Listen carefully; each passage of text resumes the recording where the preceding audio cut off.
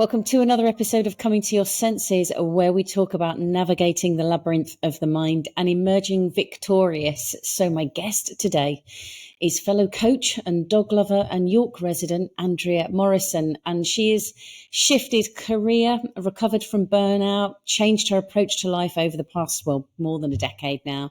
And she's somebody that I love catching up with and just shooting the breeze with. So I'm excited to have this conversation, and welcome, Andrea. Thank you. And thank you for such a lovely introduction as well. I'm really excited to be here and have this conversation recorded. One of our conversations being recorded. Yeah, I know. That's we should have done this before when we're just going out on our dog walks, just put a sneaky mic on and record us.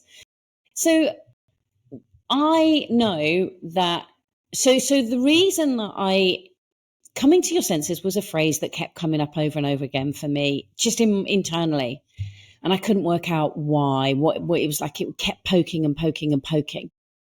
And then I unfolded for me to recognize how often in so many of our lives, however it might show up, and people call it different things, but we have these moments where we come to our senses and it's like life's giving us a nudge or a shove or a kick up the butt maybe, but it happens in a variety of ways. And I'm wondering if you can share a moment in your life where you've come to your senses and where and what that has led you to.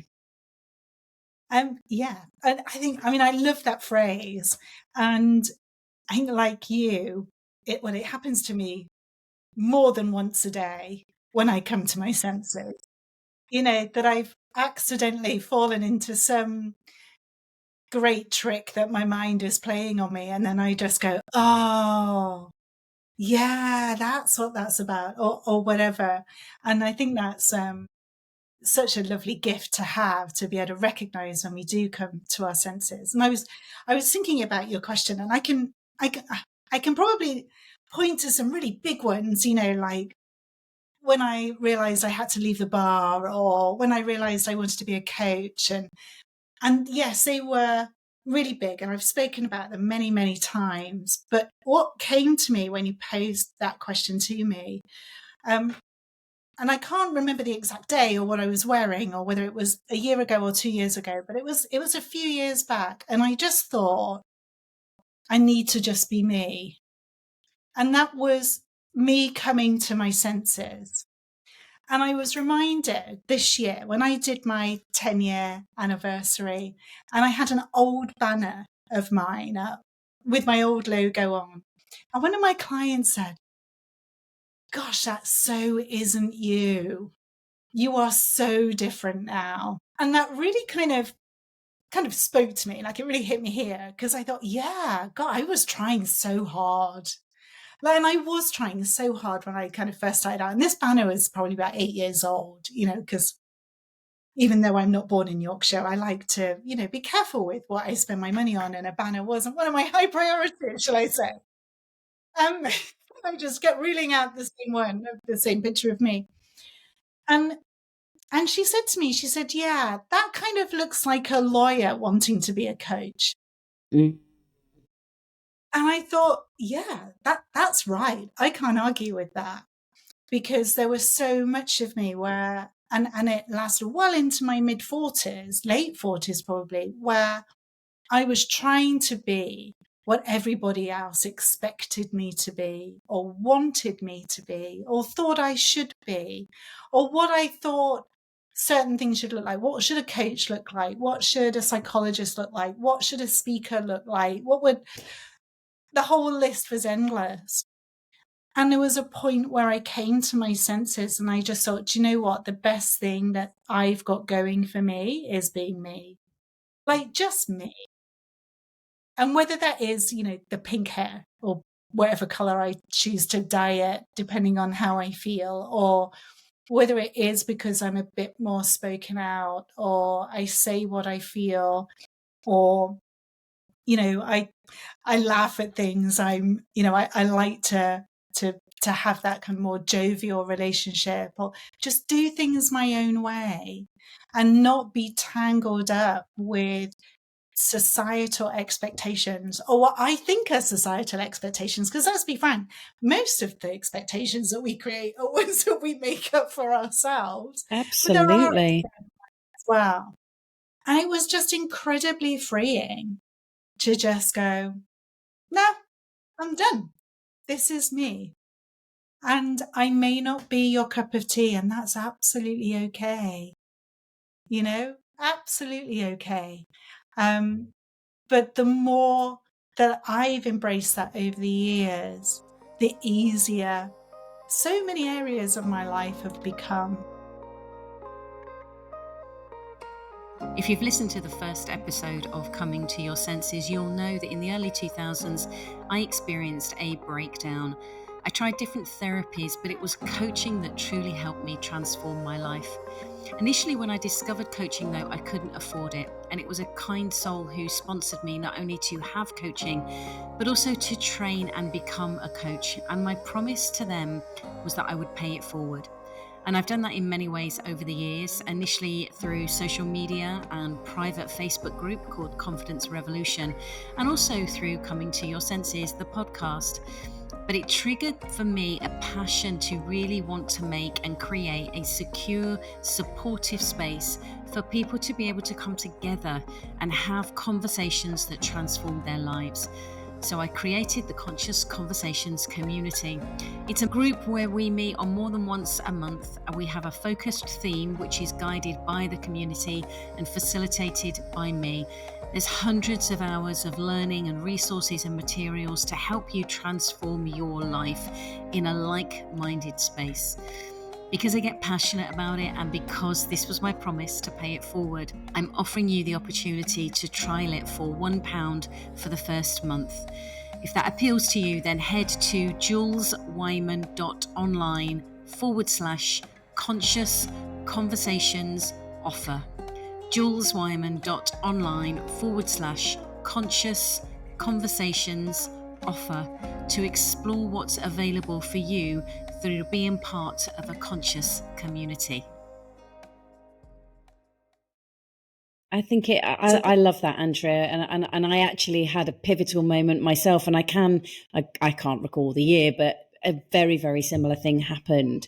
But I know exactly where I was when I don't know what I was wearing, but I know exactly where I was. I was at a conference in Canada, and there were 7 speakers at this conference, Tony Robbins being one of them. 6 of the speakers were male, and they pretty much all came out suited and booted. And the 7th speaker was a woman, and she's about 5'2". Her name's Amanda Gore, and she's Australian. And she practically kangaroo hopped out onto the stage with this. She had so much energy for this little being. It was 5,000 of us in the crowd. And within minutes, she had us drawing little faces on our fingers and making funny voices to each other. And I'm with these big, burly Canadians in suits, and I couldn't. She blew my mind, not specifically around the content, but about her presence of just being herself. And I remember coming away from that going, oh, I need to stop trying to be someone else and just show up as me, because actually that's what's true. That's actually, even though there's so much unfolding within that, because as you point to, there's so much conditioning that we take on board of who we think we should be, how we should show up, what society expects of us, what expectations we have, the identities we've created, yada, yada, yada, yada. And especially when you've shifted, I've spoken many times to wonderful guests on the podcasts, those that have shifted from one identity career-wise to another identity career-wise, and recognizing how much they need to let go of, but how much attachment there's been. No, but this is who I am, whatever the job title was. Then there's a point of that freedom of just putting it down. And I think it's so common. And I also remember being at a different conference, when the speaker said it was a women's conference, about 500 people there, I think. And she said, you just need to be yourself. And there was this deathly silence. And then this little voice just went, but that's so hard. And the crowd erupted into, yeah, applauding the audience member. And I remember sitting there going, hang on a second. you're telling me that it's easier to pretend to be someone that you're not than it is to actually be you. And those two moments, so I love the fact that that recognition of just be me is that realization of there's so much you can put down rather than carry on or be putting all these different masks on and the energy that it uses. What do you think? What do you think it was that okay, we'll take it in two directions. What do you think it was that gave you the permission to do that? And what do you think it was that had kept you trapped? I'm going to try and answer that in one go, and I hope it doesn't come out kind of jumbled. I think what had kept me trapped was, and deep rootedly, not feeling enough wasn't quite right, but that I should be something different.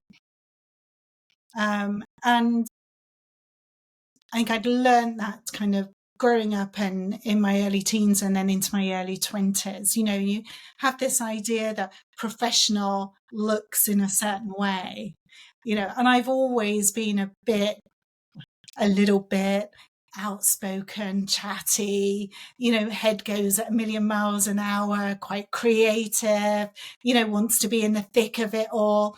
And I suppose, without labeling it, probably being a bit too much. And so dialing all of that back down to something that is professional. And I think it becomes that kind of learned behavior. And then obviously, you know, being a barrister for 10 years, that has a certain set of qualities, shall I say. And I guess in many ways, a lot of those perceived stereotypical qualities never really sat quite right with me. I didn't like the idea that as soon as I said what I did, people immediately went, oh, and then completely treated me in a different way. And so I kind of fought kind of quite hard against that. And that obviously is quite exhausting. Mm. And then obviously after the burnout, it was, I mean, being a barrister had defined me since about the age of 10. You know, that's what I wanted to do. And that was my whole aim, was to become a barrister and then practice and be the best barrister I could and all of that. So when I burnt out from that, it was that whole idea of who I was had suddenly been taken away. You know, who was I without that identity? And the person that I had created. And I talk in my TEDx about being two different types of people, you know, and obviously as I'd more and more practice, these people had kind of pulled apart very much. I had the mask of the professional, and then I had this person who was really struggling and filled with anxiety and insecurity and worry and fear. But I knew that wasn't me either. So you end up with this bit of a mess, you know, as to, well, who am I? And I do remember like one point sitting out playing with my kids and thinking, I don't even know what my favorite color is. And I don't know what my favorite books are or what I like to do. And I don't have any interests. And it was like I had to almost create me from these fragments of what I knew about society and what was expected of me. And I didn't get it right at the beginning, hence the pull-up banner with me, with this person that I just was at that time, but that's not who I am now. And so it was a bit of a journey. And I think being able to put that down, and what allowed me to do that was really me understanding what was real and what wasn't real anymore, you know? And you know, we get caught up with it. I get caught up with it still sometimes. That's a function of being human and a function of our psychology, isn't it? You know, that we get sucked into these ideas that we have. But seeing for the first time that, oh, I had an idea about what I thought people wanted and what I thought people expected. and what I thought I should look like, or how I should behave, and just letting that go and just say, I'm just not going to do that. Like, I didn't know what I was going to do, but I knew I didn't want to do that anymore. And I suppose being quite rebellious about trying to just be one person instead of one person plus lots of different marks. Yeah. Isn't always... Sorry, carry on.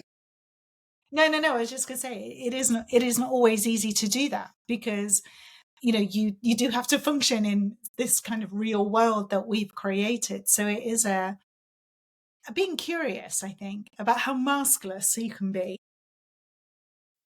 Yeah, it's having the bravery to see the masks in the first place, isn't it? And I think there's a word that struck me when you said about being professional, and the way that you were talking about it in that context, and all those different identities that get created, the masks that get put on. The word that came to mind for me was about acceptable, and being acceptable in all those different arenas. And therefore we end up adjusting ourselves, because, you know, I don't want to introduce myself as a barrister, because I know that then that triggers all sorts of other things for other people. So therefore I'm not going to be accepted. So do you know what? I'm just going to say that I work in this area, or actually completely. I know that I was very skilled for a long period of time. People thought I was a great listener.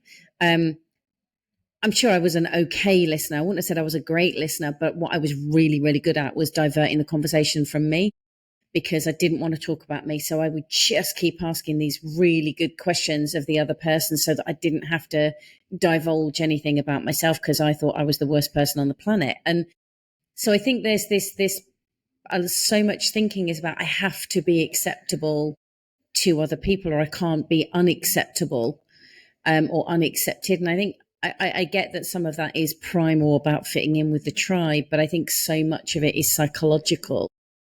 Because the strangest thing, I don't know whether you've had a similar experience, that is actually the more masks I've dropped, actually the easier it's been to connect with people, and to be quote unquote accepted, because there's not so much facade there as there has been in the past.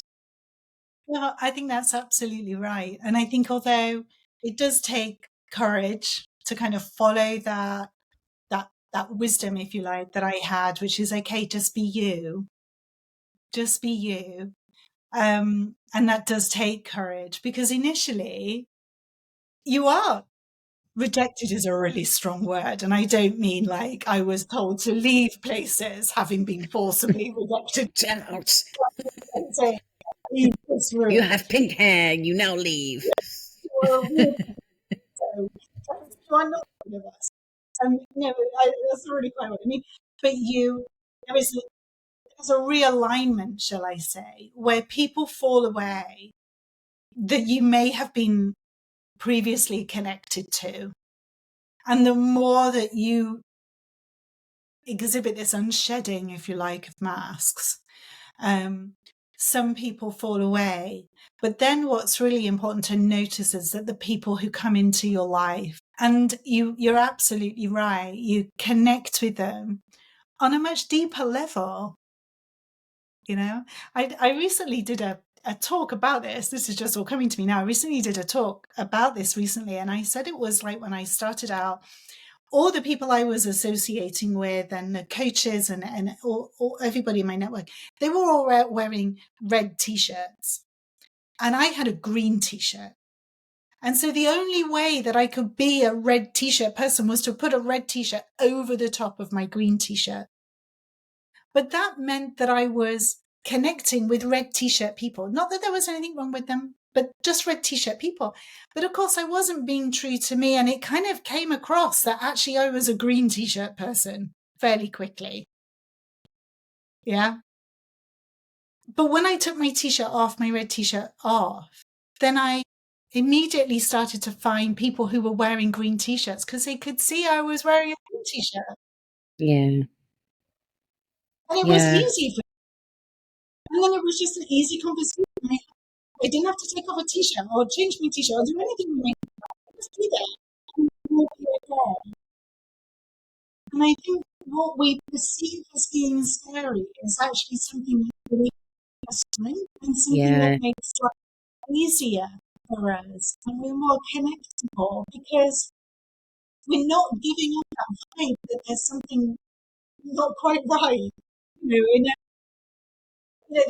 we're not being, I don't like the word authentic, but kind of authentic. There's just something that isn't sitting quite right because we've let all of that go, and we can just embrace the fact that I talk a lot and I'm a bit loud and I laugh and I try to find the funny things and I don't take life too seriously.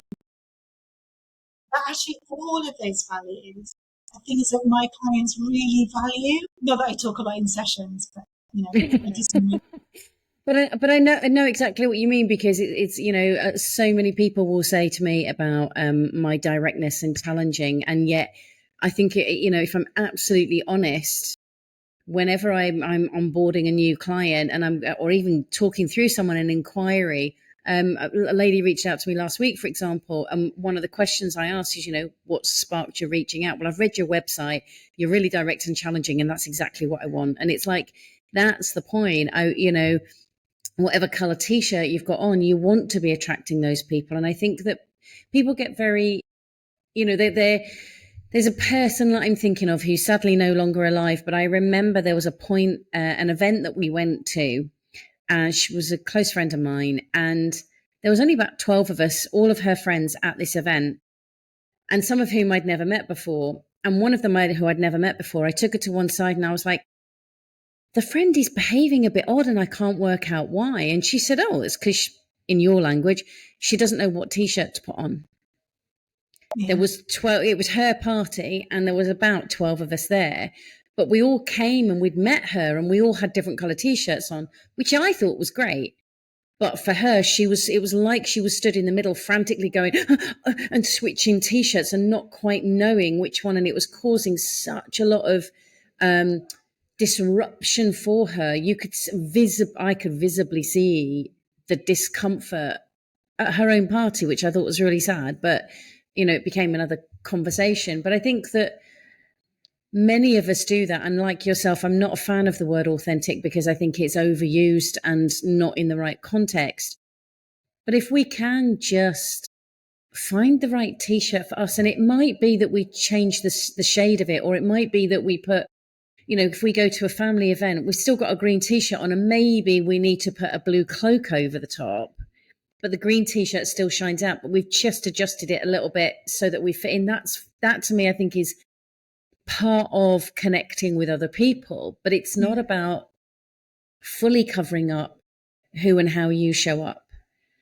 And I've spent far too much of my life doing that. So this conversation really resonates. It's one of the threads I'd love to pull on a little bit more, because I think it's an important part of this conversation, is navigating the life when people fall away and what that's like. Because I think that you mentioned it, that it can seem scary because there's a quote that's, people hold, I can't remember the exact quote now, but it's something along the lines of, we're afraid of change because we focus on what we think we're going to lose rather than what we're going to gain. Mm-hmm. And I think that's very true if we focus on the people that might fall away rather than the people that are potentially going to come in. So could you talk a little bit more about that experience and offer out any wisdom around that? No pressure. No pressure. None at all.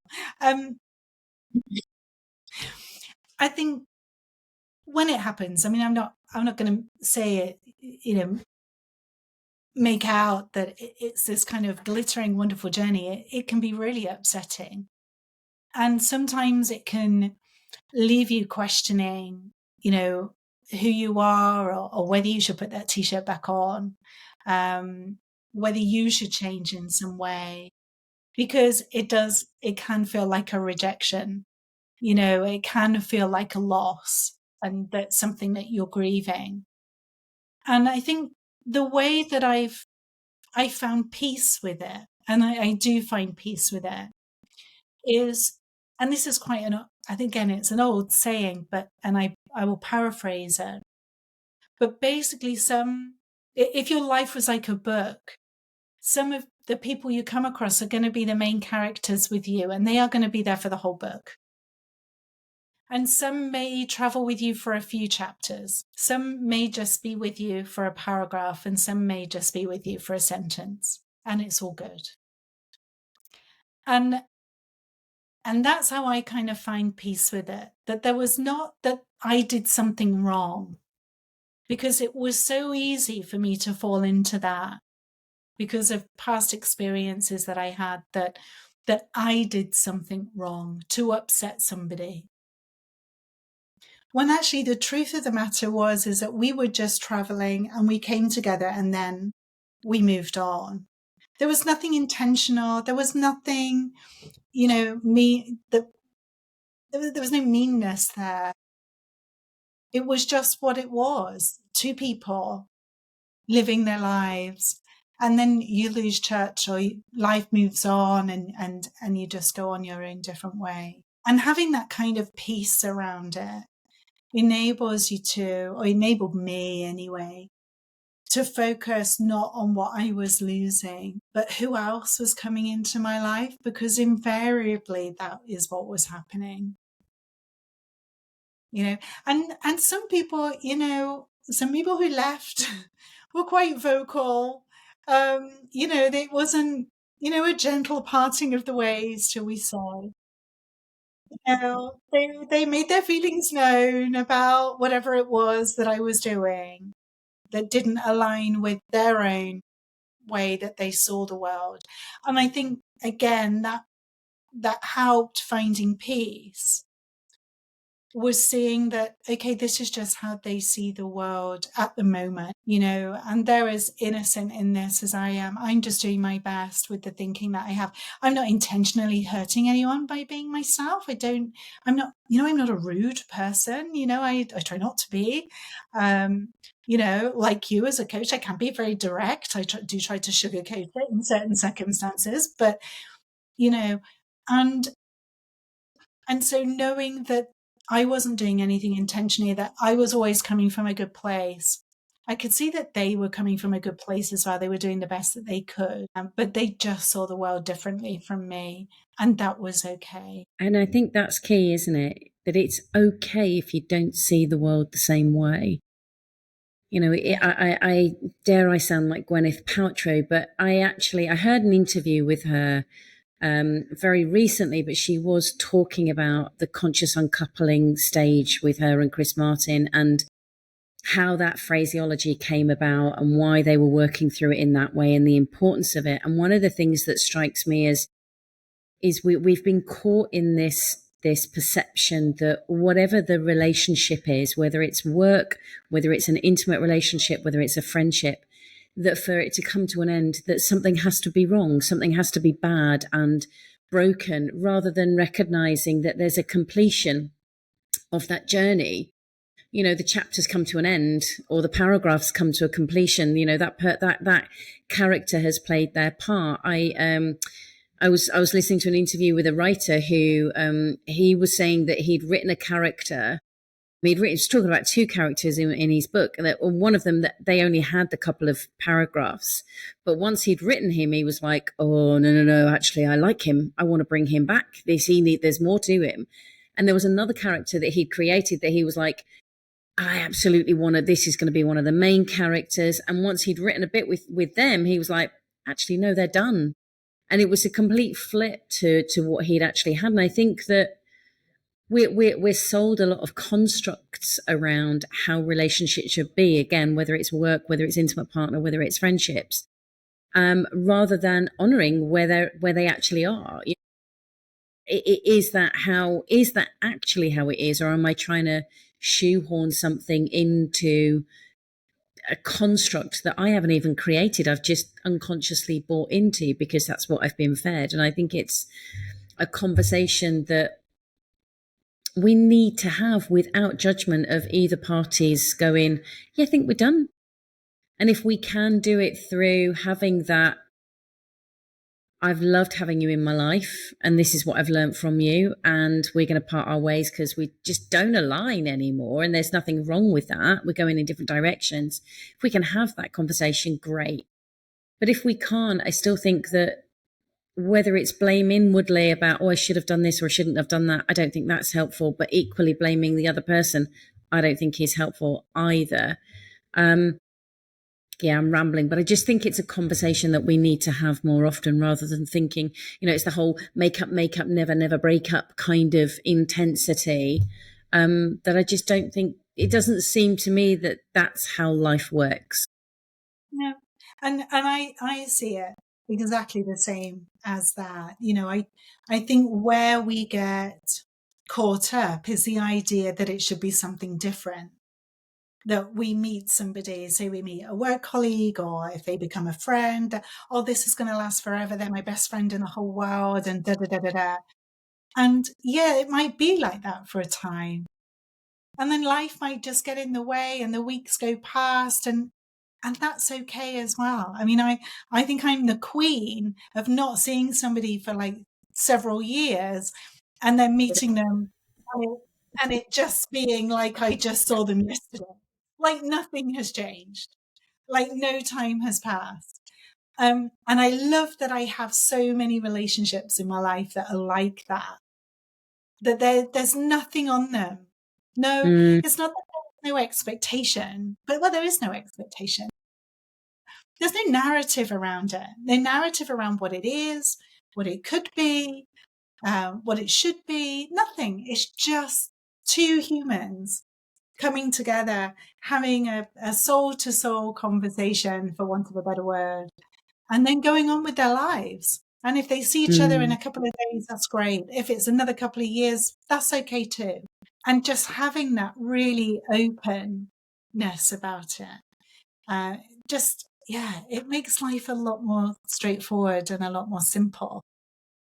There's less, the image, interesting enough, that came to mind was like binding, like around something and binding of stuff, rather than it being that freeing show up and see what shows up, which is one of my favorite Michael Neal phrases. But it's, and you can take it into any situations, just show up and see what shows up. And that's what I love about the recording these podcast episodes, and I love about our friendship is that we just show up and see what shows up in our conversation. It's not a hidden agenda or anything.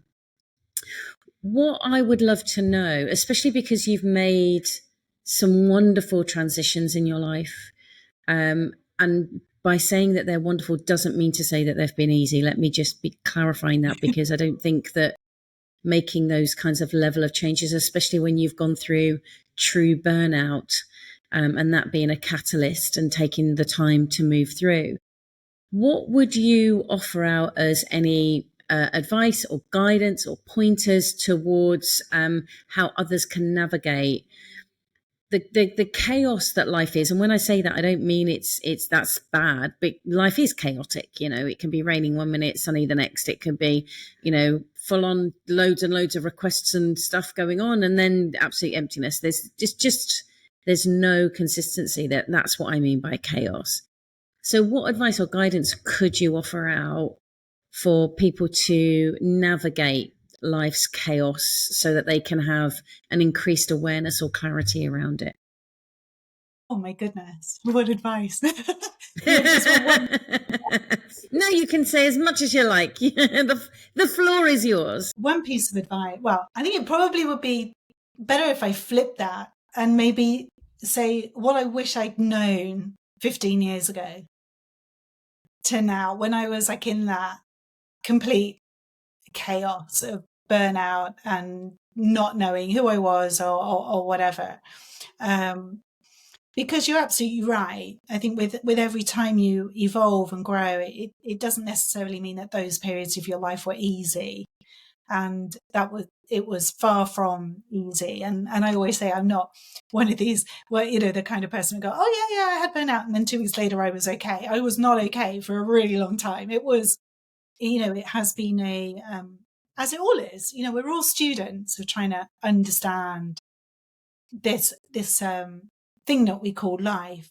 And I guess that's the first thing, is remembering that none of us need fixing. And I don't want to sound really glib when I say that, but I spent a long time trying to fix myself because I thought that there was something wrong, or that I could be better, or that I wasn't enough, or I needed to be more confident. I needed to be less stressed. I needed to be this. I needed to be that. I needed to da da da da da da da da da. And just all of those really unhelpful narratives. And I remember the first person who said to me, there's nothing broken. There's nothing that needs fixing. I just burst into tears and then told them that they didn't know what they were talking about. But really, yeah, even seeing a little glimmer of that can be really, really helpful. I think the next thing that I would have said, the Andrea that was 15 years before, and I know you're going to laugh at this when I say this, is just to be patient. I was always in such a hurry because I always felt like I was running out of time, like I didn't have time I needed to get my life back on track. I needed to be sorted out. I needed to know what I was doing. I needed to know what my career was going to be. I mean, you can tell, like, just by me saying it, it feels like that level of stress just saying it. And actually, do you know what? Life unfolded just as it was meant to unfold. I was just cycling furiously next to it, not making one iota bit of difference to the pace of that unfolding at all. And again, that was just exhausting. So having the patience and seeing that we have more time than we think we have, to allow that things to fall into place, for conversations to be had, to enable that space for wisdom and insight.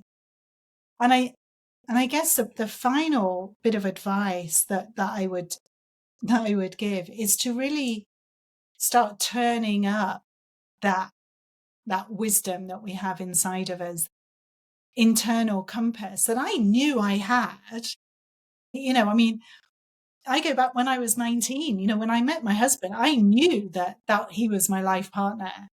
And I was so cross because I wanted to go and have fun and go out with loads of people. I was like, oh my goodness, right now. You're curbing my hedonistic lifestyle. Absolutely. No, it's been amazing. And I wouldn't have traveled with anybody else at all. But I knew that it was the right decision for me to go back to university and train as a barrister, which was a massive, massive leap of faith. All of those big decisions that we'd made in our lives, we did because they were gut feelings that we knew we had to do. And I guess I reserved it for big things. And seeing that wisdom is available to me for everything, my absolute everyday, every single boring, practical thing, my common sense, if I allow it, has a pretty good view on it. Whereas my little pea brain will tell me a whole load of different stories that are really unhelpful. And so really focusing in on that and turning it up, because it has a habit of making life really simple. Whereas our lovely little pea brain, and that's why I call it your ego, that narrative, whatever you want to call it, the noisy one, the drama queen, makes life really complicated. And seeing that made such a difference in my life, kind of going back, well, how can I just simplify this? Come on. This is feeling really hard. What do I need to do? Oh, okay. Yeah. I just need to leave it alone. Or maybe if I just do this. And it shows up all the time. All the time. And the practicality of it is just, it blows my mind, if I allow it to. I get it. Yeah, I love that. And I don't think it's an age thing, because I have the privilege of working with a handful of young people. And actually, when I invite them to do a similar thing of, rather than looking to somebody else for the answer, what's their answer? And so often their immediate thing, I mean, you're a parent, I'm sure you experience this a lot of, I don't know.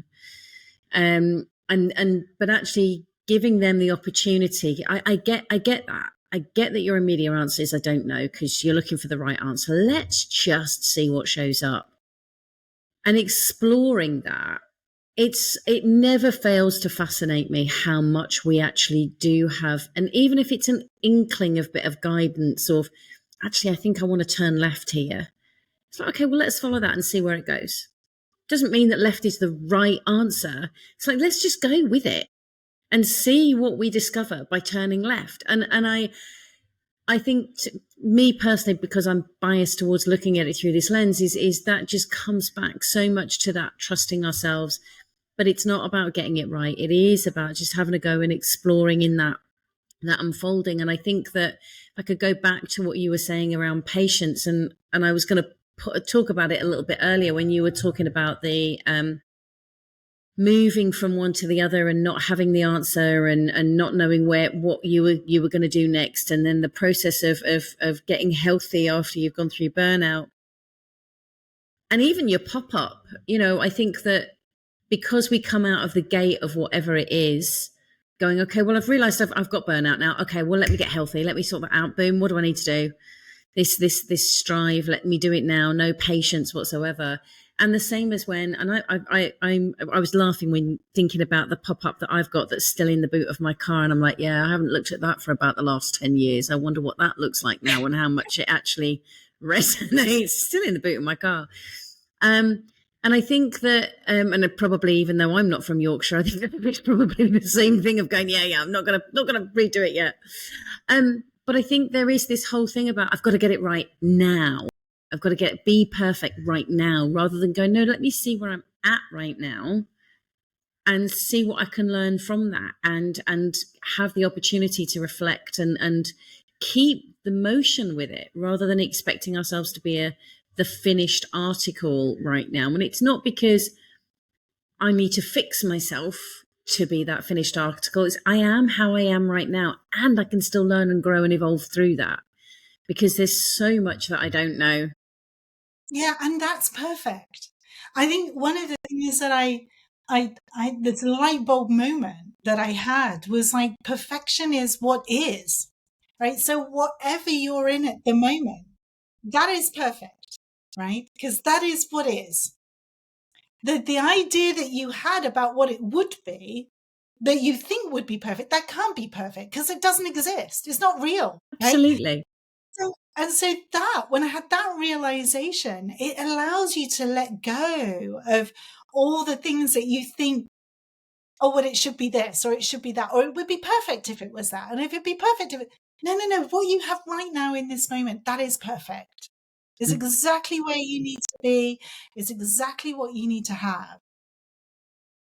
And really kind of focusing and embracing that can be incredibly empowering, because it allows you to really appreciate what is right in front of you. It really, really does. And you're absolutely right about teenagers. I mean, as you know, I can't say I have 3 teenagers anymore, because 2 are in their 20s now, and I do still have 1 teenager. I know. I don't know how that happened. You can look at me and then you know how it happened. But they are so close to their wisdom. And I can prattle on, and then they will come out with something, and it is so incredibly wise, and it cuts through all the noise. And I suppose they've grown up in a conversation like this, so they're used to me saying to them, well, what's coming to you? What do you feel is right? Because they're bang on the money and enabling them to really trust. But they haven't had all of this life experience that just creates noise in our mind that we hold on to as though it's some kind of great navigational tool. When yes, it's a logistics tool. Yeah. Yeah, it's helpful, but it's not the whole answer. Yeah, absolutely. There's so much that you've said. I think we're going to have to do a part 2 at some point, because there's so much that I'd love to continue the conversation over. What, if any, is there anything that you'd like to share that I haven't asked about? Not that I can think of. I mean, I'd love another conversation, because I really loved it. This has just been marvelous. I mean, I had no idea where this conversation would go, as with all of our conversations. And I think it's just been really lovely to I explore love it. this. I love it, and it genuinely. I do no preparation or do minimal preparation for any of the conversations that I have, because I have learned to trust that the person and I will connect about something that I do think about it as threads, like threads on a jumper that are hanging down. It's like, well, let's pull on that one and see what that unravels. And let's pull on that one and see what unravels. And it's a great big bloody sweater of life. And sometimes just by unraveling it, we can find some other bits and stuff that we didn't know. And I genuinely do love it. And I love you. I love your company. I love how our friendship is, as you've described. We don't see each other for ages, and then we go on these walks and we have these fabulous conversations. So it's great to be able to share that openly with anyone who decides to listen, which is really cool. Yeah. But thank you so much for joining me today. I really appreciate it. And we'll, as ever, put all of Andrea's details in the show notes. So please do follow, stalk on social media, and I look forward to catching up with you again very soon. Yeah, and I with you. Thank you so much for having me. It's been absolutely wonderful. I've really enjoyed it. It's a pleasure.